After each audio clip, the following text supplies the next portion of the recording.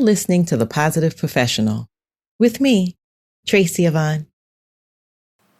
Welcome back, and thanks for tuning into Season 2, Episode 24. Today I'm going to talk about work-life balance.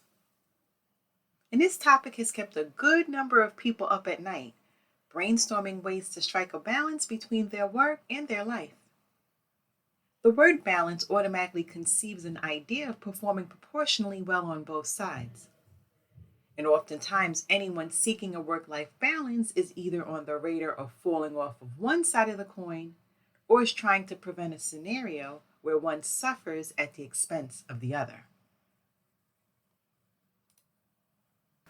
However, is it possible to perform the same, spend the same amount of time, make the same impact in our work and other areas of our lives? The answer would be no, because that's practically impossible. More than looking for an equalizer between those parties, it is better to build a life where your involvement in your work does not come in the way of other areas of your life and vice versa. And you need not spend the same amount of time. You only need to ensure that whatever amount of time you spend brings the impact and happiness you desire. And you'll agree that a large chunk of our lives revolves around our work. And to live a relatively good life, you need money. And money can only come from doing work that pays you the kind of income needed to cover your bills. So this means that work is a tool to maintaining a balance in other areas of our lives.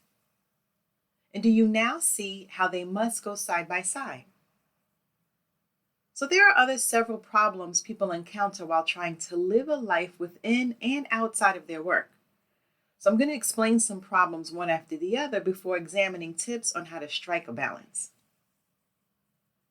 The first one is working for longer hours than agreed. And several employees find themselves working for more hours than they signed up for. The extra time you spend at work eats into other activities that you should be engaging in. And gradually, depending on how consuming the work gets, you realize that the bulk of your 24 hours in a day goes to your work. And you are left with little or no time to focus on other aspects of your life. Another problem could be having an overly demanding or unappreciative boss. The leadership of whatever company or organization you work for will go a long way to determine if your work will give you room for other parts of your life. Some bosses are determined to make the life of those working under them miserable by how they treat their employees. And this affects the physical and mental health of the employee and morphs into other areas of the employee's life. So let's talk about being underpaid. A lot of unpleasant feelings come from being underpaid for the work that you do. And this happened in recent times when companies had to reduce salaries of their employees due to the outbreak of the pandemic. And being in such a situation brings little or no joy for the work that you do, especially when the job is no longer commensurate with the income derived from it. And the next problem is something that affected people all around the world, and that was remote working from home. And while some persons prefer to work from home, the pandemic caused many to have to work from the confines of their home for safety. And this led to difficulty in separating work from other aspects of their lives. The process of journeying to and from the workplace served as a mean of distinction. And with remote work, it was quite easy to get swamped into work and neglect other areas that equally demand your attention. And then we have other life issues. See, life comes at us in different ways at different times. And many of us might have undergone experiences or events that drew us away from work or living a good life in general. And while the things I've mentioned above are inclusive, others include having a sick parent or a sibling or a child to care for, or maybe having a mental or physical health issues and so on. So in the next segment, I'm going to talk about some tips on how to achieve a work-life balance.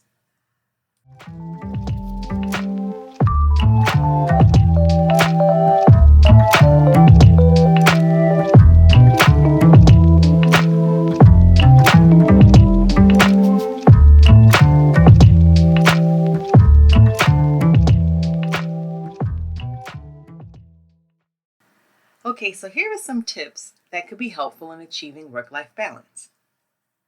And to avoid all the problems that I mentioned in the first segment that are related to the workplace, do a job that you love and work for companies that align with your interests. If you wish to spend 8 to 10 hours at work and have the rest of your time engaging in other activities, do not apply to such companies where you're going to be expected to work late hours. Be choosy when it comes to the job that you want to do and the people you want to work with. The next one is very important, and that's putting your physical and mental health first. And it's easy to get swamped in activities of this life and forget that it's always been about you and no other person. This is about adopting a mindset of putting your physical and mental health before anything else, and that is of great importance. This starts from realizing that you deserve the best on this earth, and you alone can work towards the life that you desire. And no one can care more about you than you. So it's important that you protect yourself and that you shouldn't expect anyone else to do that for you.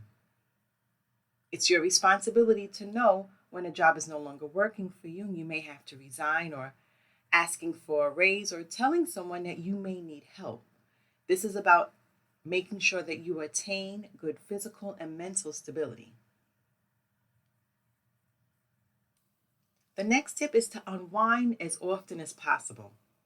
No matter how active or energetic you are, you still need to take breaks now and then to avoid burnout. This could be a short break at work, taking a vacation, or going to the park or tourist locations with your friends or loved ones. This will help you to feel refreshed and energetic for your work and other social activities. And speaking of activities, engage in only worthy activities. So what do you think I mean by this? Yes, 24 hours seems like a lot, but it passes away faster than we think.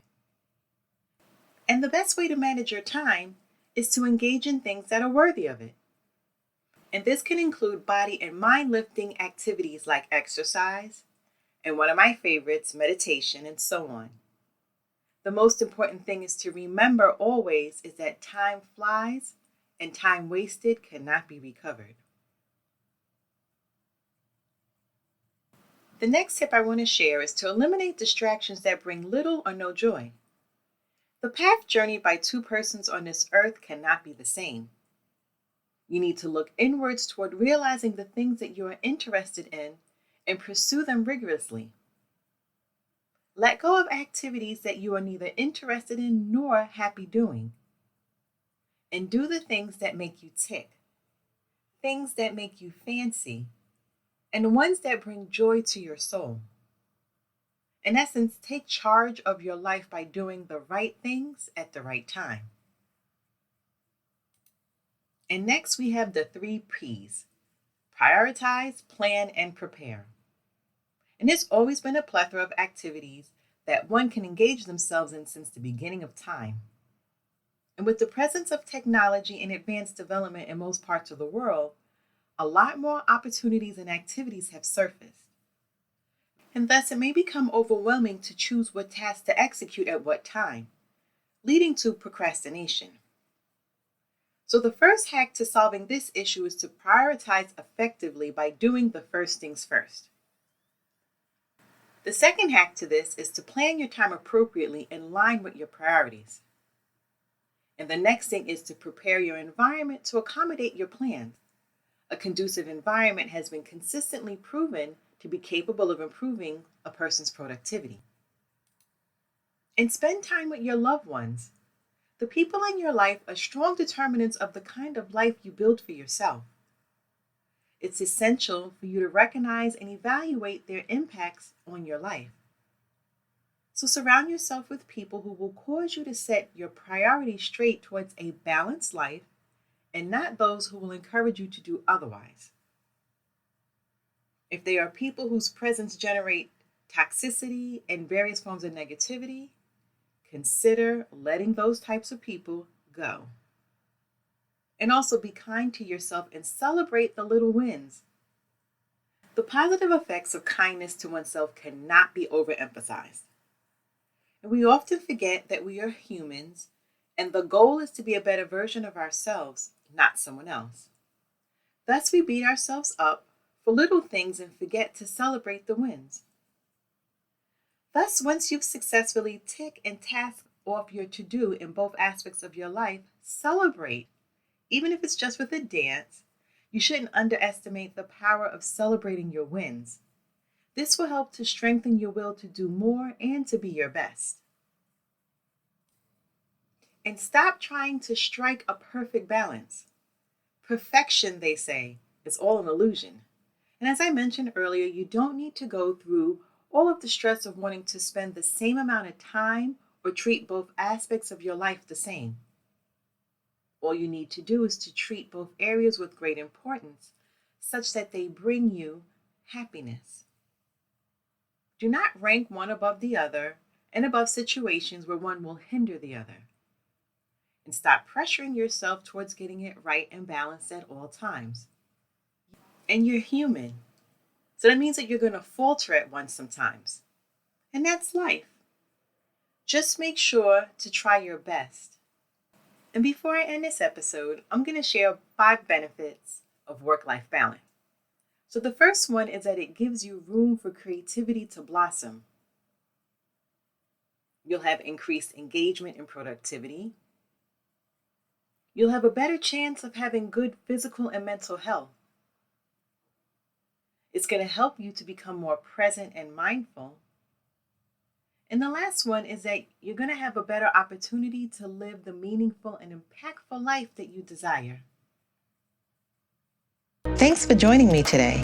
I look forward to you tuning in to another episode. Make sure that you've subscribed to this podcast and don't forget to click the like button. You can also follow me on Twitter and Instagram. Stay safe and be well.